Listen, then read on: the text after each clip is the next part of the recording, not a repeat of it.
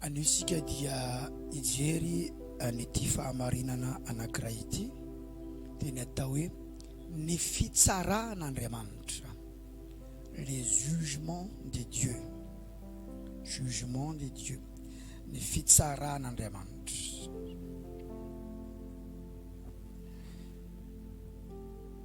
Zavatra tsy azo adinoina dia hoisy ny fitsaran'Andriamanitra ho an'ny olona tsirairay avy. Dia tsy maintsy fantarina ny momba an'izay, na ny olona nanao ny tsara na ny nanao ny ratsy, na ny vavonjy na ny tsy vavonjy, indray andro dia ho eo anoloan'Andriamanitra ho tsaraina azy, satria tahaka ny any an-tsekoly io mianatra isan'andro dia misy ny fanadinana dia tsaraina ny fanadinana. Dia tahaka izany koa isika miaraka amin'Andriamanitra ao anatina sekolin'Andriamanitra isika isan'andro dia ho avy indray andro ny fitsarana. Tsy azontsika ialana izany na iza noho izany dia tena zavatra anankiray tsy tokony ho ataontsika tsinotsinona na ho ambanimbany zavatra ity fampianarana anio ity, fa raiso tsara dia hainao tsara, tsy ho anao izy ity fa ho antsika na za koa aza dia hiatrika ny fitsaran'Andriamanitra.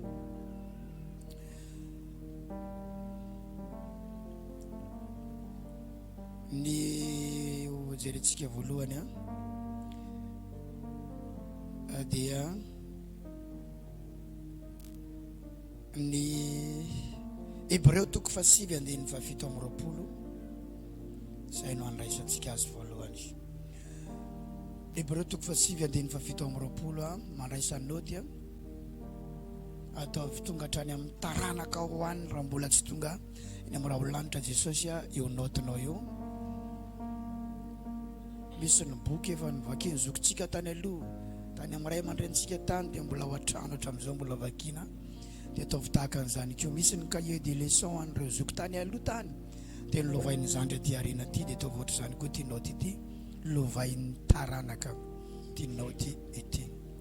Hébreu 9:7-20, ary tahaka ny nanendrenan'ny olona ho faty indray mandeha, ary rehefa afaka izany dia hisy fitsarana. Ianareo indray ny mamaky ray roa telo lasa.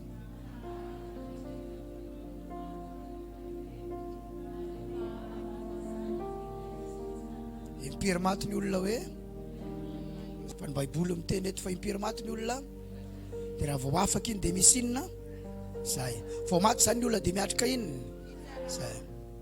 Rehefa afaka zany dia hisy fitsarana. Ao aloha apetratsika eo iny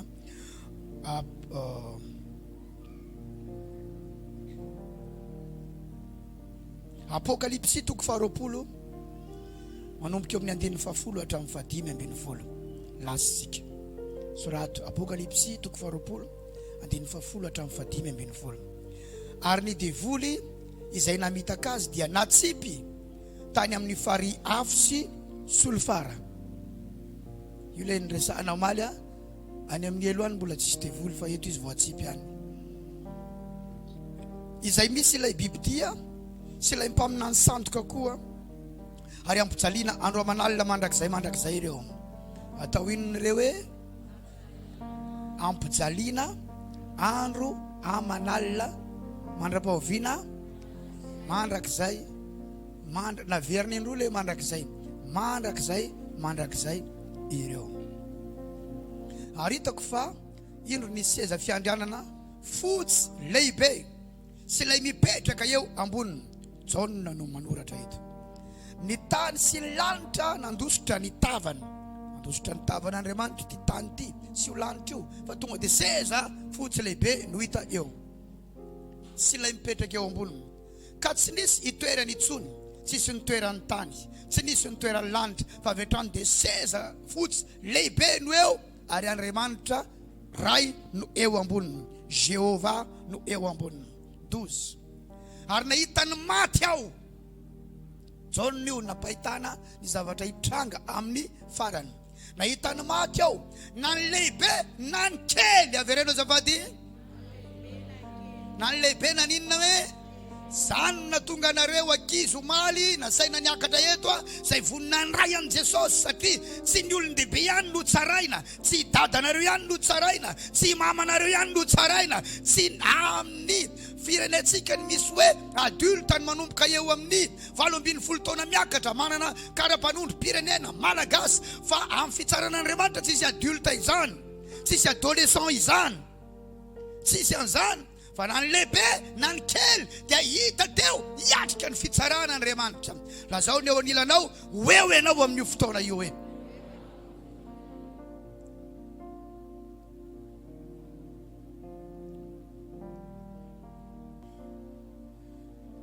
Na ny lehibe na ny kely ozy na ny lehibe na ny kely nahita ny maty aho, na ny lehibe na ny kely. Tazany tao zany ny maty, tazany taiza izy eo eo amin'ilay fitsarana. Nahita ny maty aho, na ny lehibe na ny kely, nitsangana teo alohan'ny seza fiandrianana. Eo tsika vao mahita ny valiny.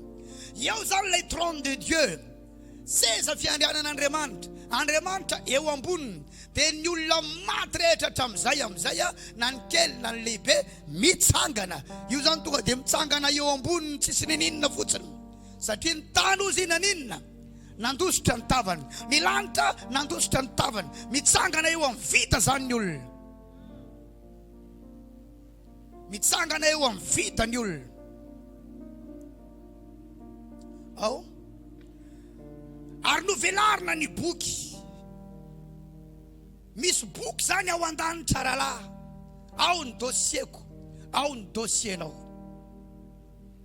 Novelarina ny boky, ary misy boky iray koa novelarina, dikan'izany misy boky firy ao, roa.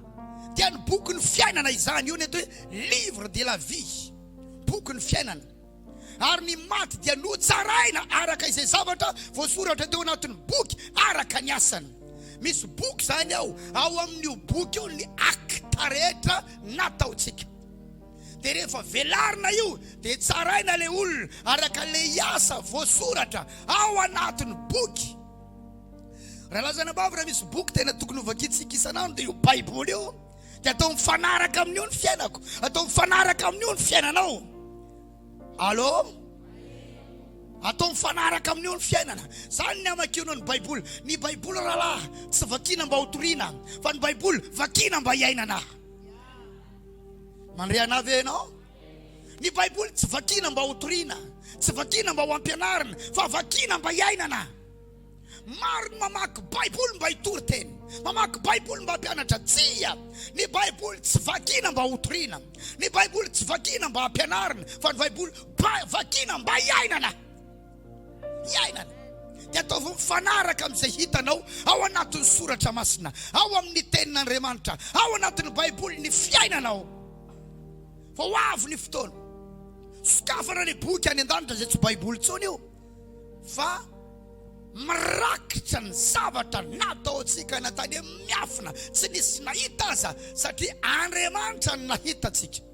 Nisy fotoana ianao tsy hitako fa Andriamanitra ny nahitanao, tsy hita ny vadinao fa Andriamanitra ny nahitanao, tsy hita ny patron anao fa Andriamanitra ny nahitanao, tsy hita ny fianakaviana fa Andriamanitra ny nahitanao, tsy hita ny polisy, tsy hita ny gendarme fa Andriamanitra ny nahitanao, tsy hita ny procureur général fa Andriamanitra ny nahitanao.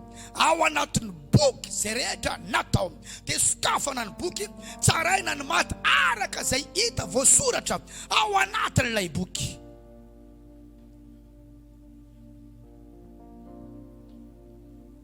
Ary ny maty dia nitsaraina araka izay zavatra voasoratra teo anatin'ny boky araka ny asany. 13. Ary ny ranomasina dia namoaka ny maty tao anatiny. Misy olona maty tany anatina ranomasina, niavany tsy nahita azy intsony, fa amin'ny fotoana farany dia io ranomasina io andositra ny tavan'Andriamanitra. Tsy ho hisy intsony ny ranomasina, ary alohany tsy hisiny intsony, avoakany aloha izay maty tao, izay rehetra maty tao anatina ranomasina ka tsy nalevi niavany, dia avoaka ny ranomasina ho atao inona ijoro hitsangana eo alohany seza fiandrianan'Andriamanitra ho tsaraina.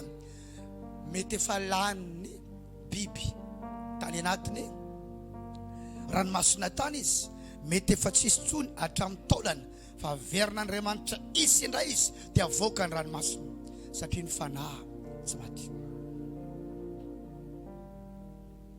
Ary ny fahafatesana sy ny fiainatsita namoaka ny maty tao aminy. Teo ny nahitako fa ny fahafatesana kay ery.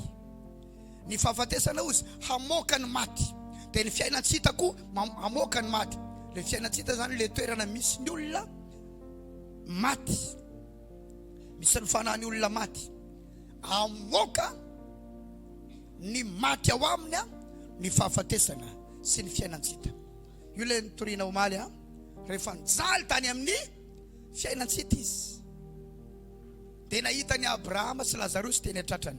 Inona ny misy any amin'ny fiainatsita any? Afo. Dia hamoaka ny maty ao aminy amin'izay zany io afo andeha ho tsaraina. Io le fitsarana farany.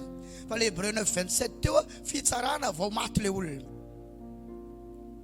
Zany hoe vao maty fotsiny dia tsaraina, dia misy toerana ametrahana azy any MD, na hoe mandat dépôt miandra ny fitsarana farany. Mazava sa tsy mazava? Mankasitraka. Dia samy notsaraina araka ny asan'izy. 14. Ary ny fahafatesana sy ny fiainatsita dia natsipo tany amin'ny fary afo. Izany no fahafatesana faharoa dia ny fary afo. Eo zany tsika mahita fa ny fahafatesana tsy ilaina tsony amin'izany satria tsisy olona ho faty itsony. Dia natsipo tany amin'ny fary mirehetra afo sisy olofara ny fahafatesana. Inona ny fahafatesana teo? Hery ny fahafatesana. Natsipo tany satria tsisy olona ho faty tsony aorinany ao. Fa mandrakizay ny olona velona, na very ny olona na voavonjy, dia mandrakizay izy. Dia natsipo tany koa ny fiainatsita, ilay prison afo izay nitahiry ny olona very. Izy zany tsy ilaina intsony, fa efa le prison farany amin'izay izay ampikadra ny olona mandrakizay io midanadana io, dia atsipy any ny fahafatesana, atsipy any ilay afo be tamin'ny voalohany iny. Fa ity zany tsy elo itsony, fa fary mirehitra afo sy solofara.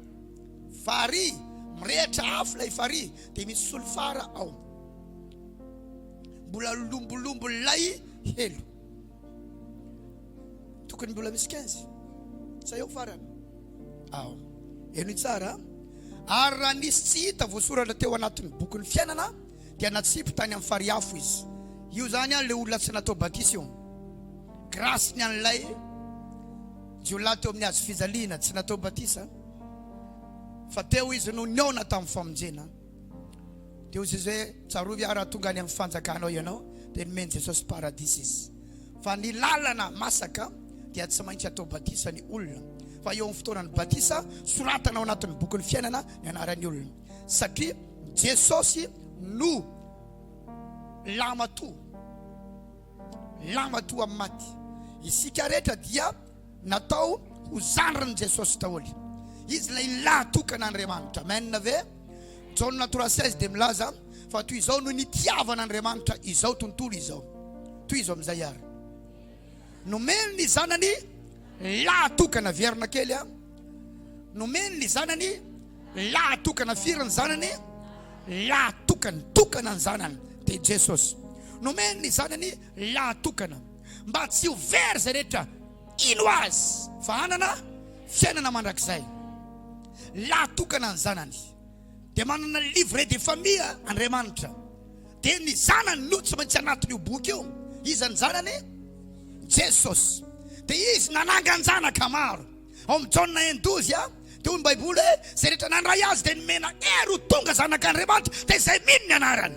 Tohina ny filazantsara, zay mandray an' Jesosy dia nomena hery, nomena anarany, nomena fahefana ho tonga zanak'Andriamanitra. Dikan'izany nanangana zanak'Andriamanitra ankoatra an' Jesosy amin'ny alalan'ny fitoriana filazantsara. Amen. Dia fitoriana filazantsara no anangana ny zanaka, fa eo amin'ny batisa voasoratana ara-dalàna ao anatin'ny boky ny anaran'ilay olona natsangana ho zanaka. Karazana fomba zany iny batisa iny, fa ny fanekeny efa vita tamin'ny andraisanao an Jesosy fa eo amin'ny batisa eo vao lazaina amin'ny fomba ofisialy fa zanany ianao ao anatin'ny boky. Jereo tsara i Jesosy napetraka tao ankibon'ny Maria, tsy napetraka Josefa tamin'ny alalan'ny Tsiorinaina fa napetraka ny fanamasina tamin'ny alalana Hery. Zany hoe tsy zanaka Josefa i Jesosy fa Andriamanitra i Jesosy, mère porteuse Marie.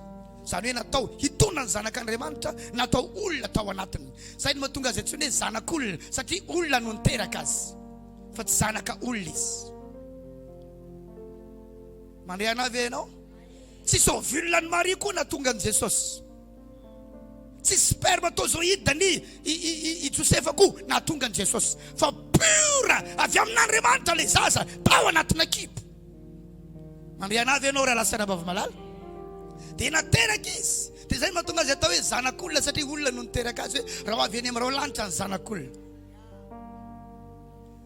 Fa rehefa noty izay izy tsisy niantso azy mihitsy hoe zanak'Andriamanitra ary nangina ny lanitra tao anatin'ny 30 taona. Tsy niresaka an'io zaza io, tsy niresaka an'io tanora io, fa rehefa nanaiky amin'izay izy andeha ho atao batisa eo ambanin'ny fahefan'ny taona dia nisokatra ny lanitra teo Andriamanitra vao niteny taorianany nitenenan'ny anjely tamin'ny Maria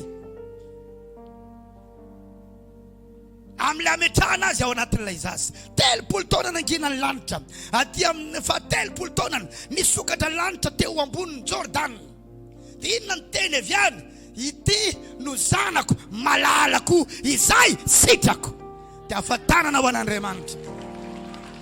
Hatramin'izay sy leverina fa zanak'i Maria, zanak'i Joseph, zanak'ilay mpandrafitra nangina ny lanitra. Teneny izay teneninareo fa mbola ho avy ny fotoana hitenenako ny momba an'io izy. Dia teo ny anarany nosorata ao anatin'ny livret des familles ao amin'ny boky mpianakaviana vao soratra tao amin'izay ny anarany satria anazy io boky io. Eny tsara fa raha misy olona manana fananana, misy mpivady ara-dalàna ao, vita soratra, soram-panambadiana le resahako, dia ireo zanan'ireo no mandova any fananany dia le zanaka hita ao anatin'ilay livret des familles. Na misy piasa zao ka tena tiana natao tahaka ny zanaka, raha misy zanaka nabavy ao na zana-drala tiana natao tahaka ny zanaka, tsy mandovy zany ao. Fa rehefa mandovy tsy maintsy atao inona? Atsangana ao zanaka, ary ny fananganana mankany amin'ny fanjakana mihitsy, sa tsy zay? Dia izay ao anatin'ny boky any no mandova. Ka misy zavatra ho levaintsika dia fiainana mandrakizay. Zay no natonga ilay tsy maintsy no-ofisialisena ny mahazanaka ny Jesosy andovany an'ilay fiainana mandrakizay ihany koa. Dia nizaniza andova dia tsy maintsy atao batisa ho soratanao ny anarany. Zay ny antony batisa any amin'ny faraparan'ity volana Jolay ity. Mandray anavy ianao raha lasana bava-malala satria misy fiainana mandrakizay olovaintsika. Hitanao Andriamanitra. Noho izany aoka ho azonao antoka fa any ny anaranao rahalahy, any ny anaranao rahalabavy, ary nanadiovantsika ny fiainantsika isan'andro dia mba tsy ho voavonina ho voakosika ao anatin'io boky io ny anarantsika. Satria misy olona vitsy ao Sardisa izay tsy nandoto ny fitafiana fa ao amin'ny boky ao ny anarany, fa ny sasany kosa lotovo ny fitafiana dia voakosika ny anarany. Tatsika Andriamanitra. Noho izany io batisa io tsy ho ana fiangonana fa ny batisa ho an'i Jesosy. Fanekena io, alliance io, fa ho zanak'Andriamanitra ianao ary andova ny lanitra ianao. Ny antony batisa dia ny andovana ny lanitra. Ahoana hoy Jesosy? Mandehana tory ny filazantsara amin'ny olombelona rehetra. Jesosy tompo eo aminao ny fiainako. Tory ny filazantsara amin'ny olombelona rehetra. Zay mino sy atao batisa no. Ahoana hoe? Zay mino sy atao batisa no. Hitsy sy ny teny hoe voavonjy fa maninona? Ho vonjena. Zany hoe zavatra mbola avenir amin'ny andro avy. Mino ianao dia atao batisa dia ho vonjena ianao. Zany hoe soratanao ny anaranao fa ianao anisan'ny olona ho vonjena fa efa lalana Mankany amin'Andriamanitra ny lalanao, fa ianao kosa manadio ny lalanao, manadio ny fiainanao, mitahiry an'ilay famonjena. Jesosy koa dia milaza izay maharitra hatramin'ny farany no ho vonjeny, fa tsy hoe vita batisa ianao dia voavonjy tsia. Mety tsy niaritra hatramin'ny farany ianao, mety nandoto ny fitafianao ianao, fa mila tehirizinao madio ny tenanao, tehirizinao madio ny fiainanao, mandra-piavon'i Jesosy eny amin'ny raha lanitra, mandra-piala n'ilay fofinaina ho ambavorinao, mijoroa amin'ny tongotrao, anao iranankiray isika, Jesosy Tompo eo aminao ny fiainako. Azako sehana ny anarako amin'izany boky izany.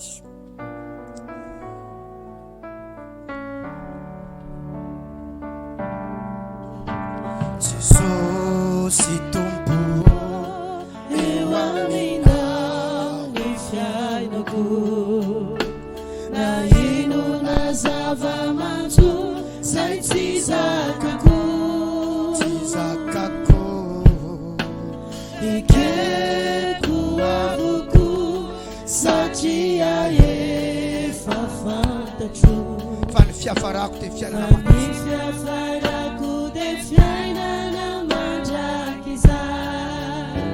averina. Jesosy Tompo, Jesosy Tompo eo aminao ny fiainako, na ino na zava-manjo zay tsy zakako, na ino na zava-maitso zay tsy zakako, ikeko avoko satria confession fa ny fiafarako dia fiainana mandrakizay.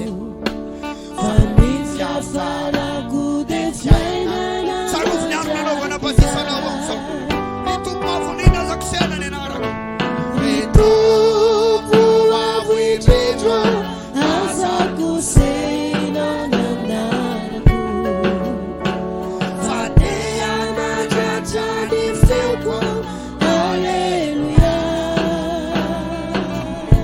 ny foko sy ny sako,